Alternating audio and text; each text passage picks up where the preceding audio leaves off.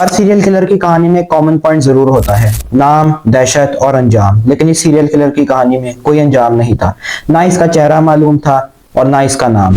बस इसने एक चीज छोड़ी, वो थी दहशत। इसका नाम हिस्ट्री में द ज़ोडिएक किलर से लिखा गया है।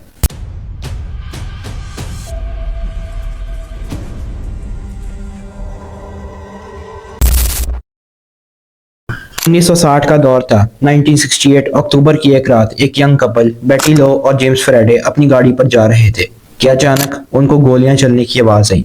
बाद में एक खबर मिलती है कि बेटी लो और जेम्स फ्राइडे की डेथ हो चुकी है, लेकिन इसका रीजन नहीं पता चलता।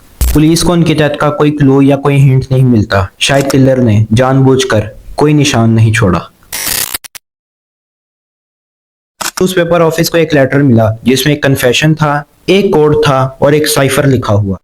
लेटर में ज़ोडिएक ने लिखा था, मुझे इंसानों को मारना बहुत पसंद है। मुझे इंसानों को जंगली जानवरों से ज्यादा मारना पसंद है, क्योंकि इंसान खुद सबसे बड़ा जानवर है। ये सिर्फ एक लेटर नहीं था, बल्कि एक गेम थी। ज़ोडिएक मीडिया और इन्वेस्टिगेटर्स के साथ एक साइकोलॉजिकल गेम खेल रहा था। ज़ोडिएक ने हर एक लेटर में अपनी पहचान का एक नया क्लू दिया, कभी एक सिंबल, कभी एक पजल। इसका नाम पुलिस ने ज़ोडिएक रखा, लेकिन असल में मजे की बात यह है, ये नाम भी इसका खुद का रखा हुआ था।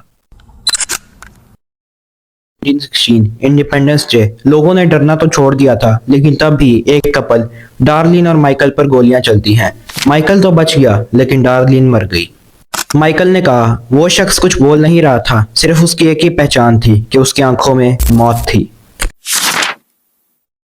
27 सितंबर 1967 एक बंदा ब्लैक ड्रेस में ब्रायन और सेसिलिया, जो कि कपल थे, उनके पास आता है। उसकी गर्दन पर ज़ोडिएक के मशहूर सिंबल्स होते हैं। वो उन दोनों पर चाकू से वार करता है। ब्रायन तो जिंदा बच जाता है, लेकिन सेसिलिया नहीं। ज़ोडिएक ने एक क्राइम होने के बाद एक कार के सिंबल पर पीछे नेम प्लेट पे लिख दिया, कैलिफोर्निया 27 सितंबर 1969 6:30 PM बाय नाइफ। वो पुलिस को खुद बता रहा था कि मर्डर उसने किया है, लेकिन उसको पकड़ना नामुमकिन था। वक्त गुजरता गया, नए कत्ल होना बंद हो गए। ज़ोडिएक ने कहा कि उसने 37 लोगों का कत्ल किया, लेकिन पुलिस सिर्फ 5 कंफर्म कर सकी। इन्वेस्टिगेशंस तेजी से चली और सबसे मशहूर शख्स था जो इन्वेस्टिगेशन के दौरान बाहर आया, आर्थर। आर्थर का डीएनए टेस्ट कराया गया, उसके एनालिसिस करवाए गए, उसकी हैंडराइटिंग मैच करवाई गई, लेकिन सब कुछ मैच करता था, लेकिन हर दफा ज़ोडिएक एक कदम आगे था।